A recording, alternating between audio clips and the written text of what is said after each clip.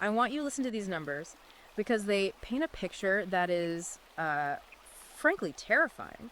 Suicide rates among men, they're skyrocketing year over year. It's unbelievable. And testosterone levels. I mean, we are looking at a biological collapse where a 30-year-old man today has the hormone profile of his 60-year-old grandfather. From just a few decades ago, yeah. And if you go out and ask the average guy, not the guy pretending on Instagram, but the real guy, how he feels. The word isn't angry or sad. No, it's a drift. Truly. It's a crisis of purpose, absolutely. But the question we're tackling today isn't just why is this happening? The question is this an accident? Right. Is this just the chaotic drift of modern life? Or is it the result of a system that has been, specifically engineered to break men? That is the central tension. Welcome to the deep dive. Today, we're unpacking a source that claims none of this is accidental. Not at all. We are looking at the ebook Spiritual Kaizen, Philosophical Self-Improvement by Conrad Riker. And this thing is dense. It is. And I have to say, right off the bat, if you appreciate us taking the time to dig through these heavy sources so you don't have to go in blind, please hit that like and subscribe button right now. It really helps us keep the lights on and keep finding this material. And on that note, about the material, Conrad Riker didn't write a beach read here. No. He calls this a combat manual for the soul. And if you want to follow along with the specific protocols we're going to discuss or see the data he cites, You need the book. you really need to go to Amazon Kindle or Google Play Books immediately and buy Spiritual Kaizen. What we're doing today is an analysis, but the book itself, that's the toolkit. Exactly. And Riker's writing this for a very specific audience. He's writing for men who feel like the deck is stacked against them. He's tapping right into that red pill or manosphere perspective. Yeah, arguing that our major institutions, academia, media, the government, they've been captured by ideologies that are fundamentally hostile to masculinity. He uses the term the cathedral to describe that whole complex. And his thesis is that you cannot vote your way out of this. You can't complain your way out of it. So what's the exit? The only exit is through what he calls spiritual Kaizen, a ruthless, continuous process of rebuilding your own personal sovereignty. And what I found most fascinating is where he starts his diagnosis. I expected him to start with, the 1960s or something. The Industrial Revolution, maybe? Right, but he goes back way further. He starts with Genesis. Genesis. It's a theological foundation that it sets the stage for everything else. Riker argues that most modern interpretations of the Adam and Eve story are just.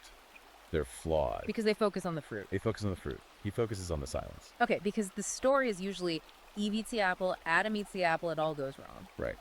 But Riker points out a specific detail in the timeline. He emphasizes that in the biblical account, God spoke to Adam first. Before Eve was even created. Exactly. The command to not eat from the tree was given to Adam. And for Riker, this is crucial because it places the burden of moral agency, of maintaining order, squarely on the man. So when the snake shows up and starts negotiating with Eve, Adam isn't just some innocent bystander. No. Riker argues Adam is the custodian who failed to do his job. The first rebellion wasn't eating the fruit. It was Adam standing there, silently. Silently, while the order he was sworn to protect was being dismantled. Riker calls this the passive abdication. The sin was the failure to assert hierarchy and order. That is a heavy reframe. So in his view, the recurring sin of modern men is a failure to lead. A failure to speak up when the rules are being rewritten. Precisely. And he traces that thread of abdication all the way to the 20th century.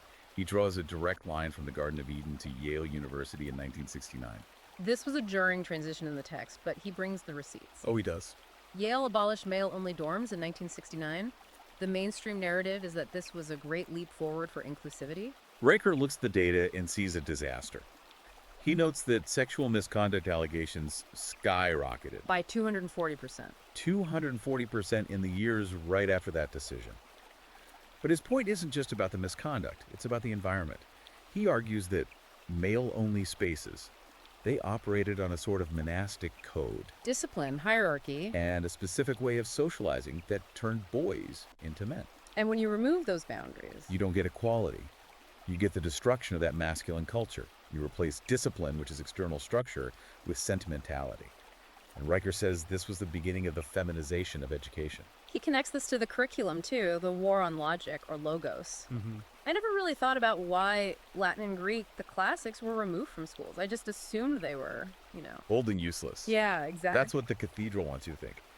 Riker argues the removal of the trivium grammar, logic, and rhetoric was a strategic disarmament. How so? Latin and Greek aren't just languages, they are systems of structured thinking.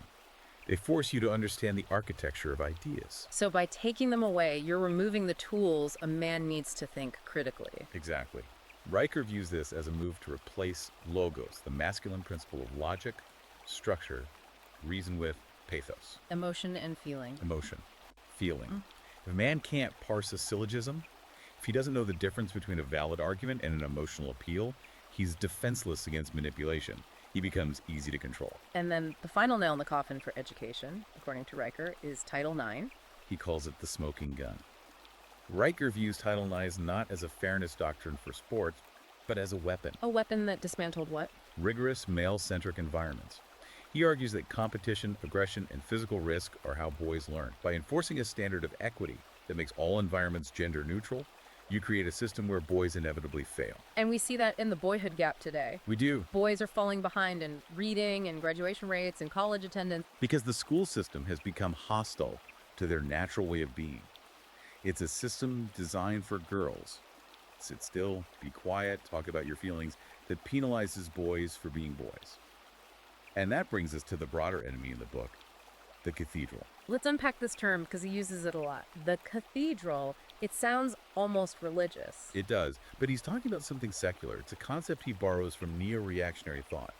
The cathedral is the decentralized, interlocking network of media, academia, bureaucracy, corporate HR. So it's not a conspiracy, not five guys in a room. No, it's a consensus-making machine. It acts like a unified organism to enforce a specific worldview, one that Riker argues is anti-tradition and anti-male. And one of its primary weapons is language. This part really stuck with me, the example of Father Christmas. These seem so trivial, right? The BBC changing Father Christmas to Santa. Who cares? But he says, look deeper. Exactly. Father Christmas is a patriarchal archetype, an ancient figure, a father, a bearded authority, a provider. He represents the goodness of the patriarch. And Santa. Santa's a mascot. He's a commercial, genderless, safe figure who lives at the mall. Riker says by shifting the language, you erase the archetype. You sever the connection in a child's mind between the father and the provider. It's linguistic warfare. It is. It reminds me of his discussion on toxic masculinity. That phrase is everywhere now. And that's by design. Riker traces its origin. Coined in the 90s, ostensibly to describe a specific lack of initiation, but it was captured and weaponized. Now it's used to pathologize natural male traits. Right. If you're stoic, you're emotionally stunted. If you're competitive, you're oppressive. Protective, you're controlling. Exactly. The cathedral takes a virtue, reframes it as a vice, and then creates a stigma around it.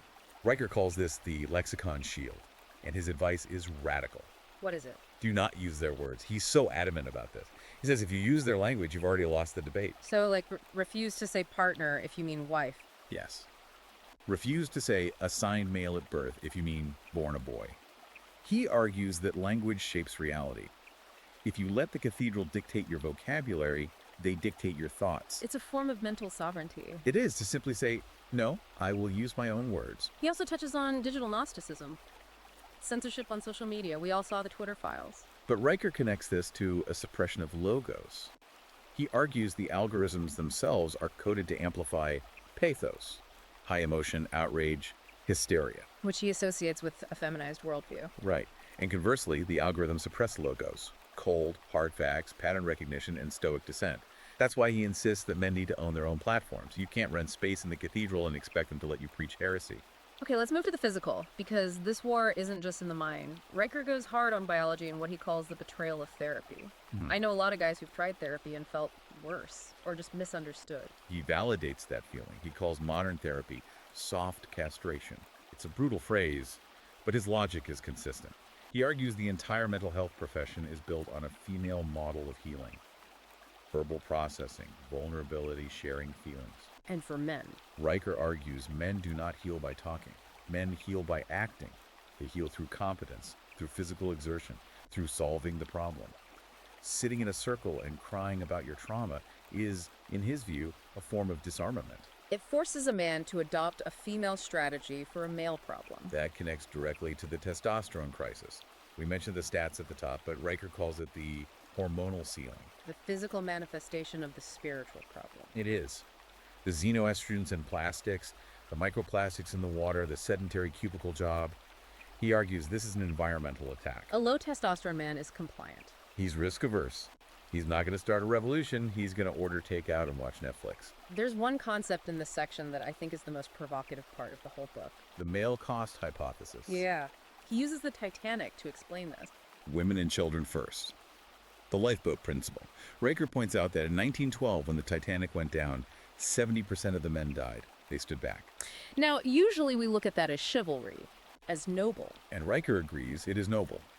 But he focuses on what it says about civilization. It proves men are the shock absorbers of the species. We are biologically and socially engineered to be expendable in a crisis. The ones who die in the coal mines, on the battlefields. Yeah, and on the sinking ships. But the twist is how society treats that sacrifice now. That's the key. That is the key. Riker says modern feminists look at history and see male privilege. Riker looks at history and sees male liability. Being a man is a liability. You are expected to die so others can live. And his anger comes from the fact that this duty is currently unrewarded. Unrewarded and demonized. Society demands the sacrifice of the Titanic, but demonizes the masculinity that makes that sacrifice possible.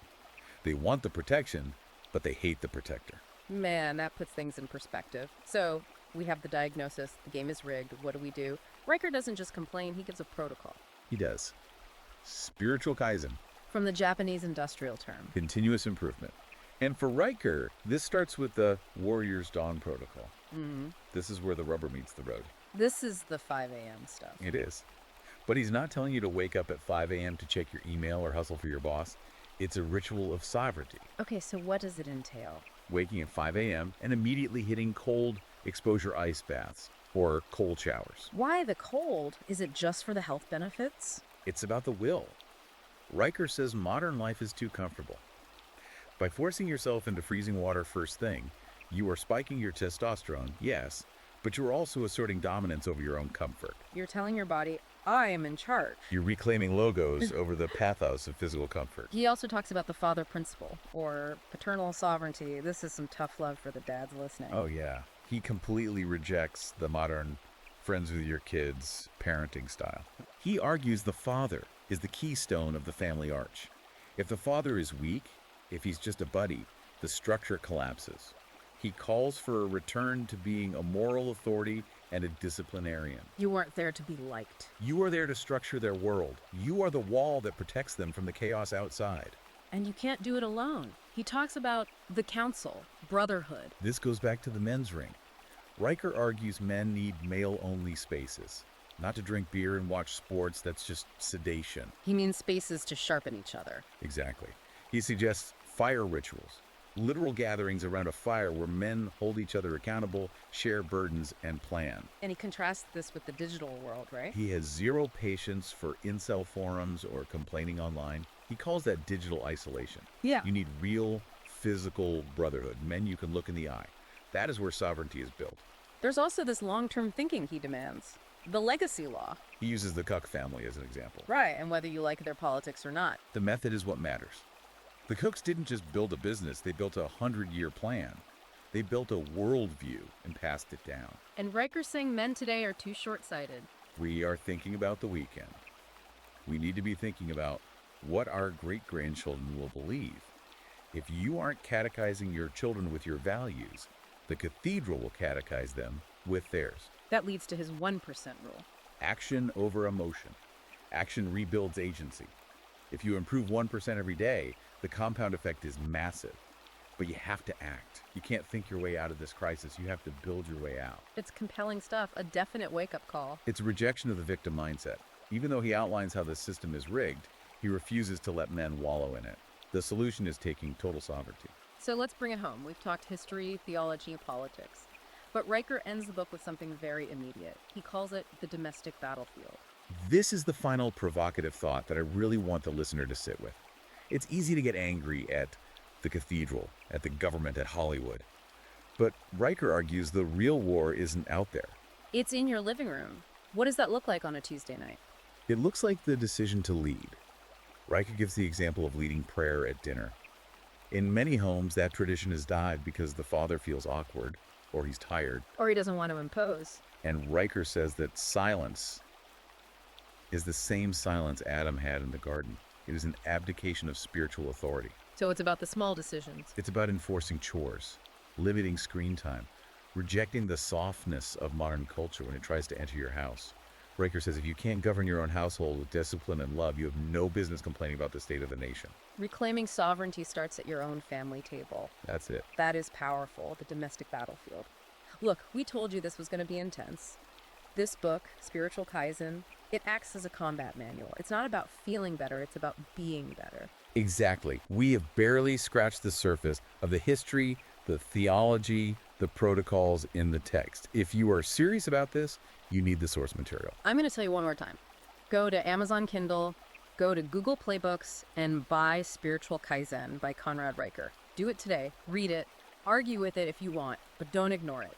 And to stay updated on what Riker calls the counter-revolution, you need to follow him directly. Where can they do that? That's at conradriker.substack.com. That's where the ongoing updates and the community are being built. And finally, if you got value from this deep dive, if this sparked something in you, whether it was anger or agreement or just a realization that things are different than you thought, make sure you like and subscribe to the deep dive. We are going to keep bringing you the insights that the mainstream might ignore. Until next time, stay sharp. And keep building.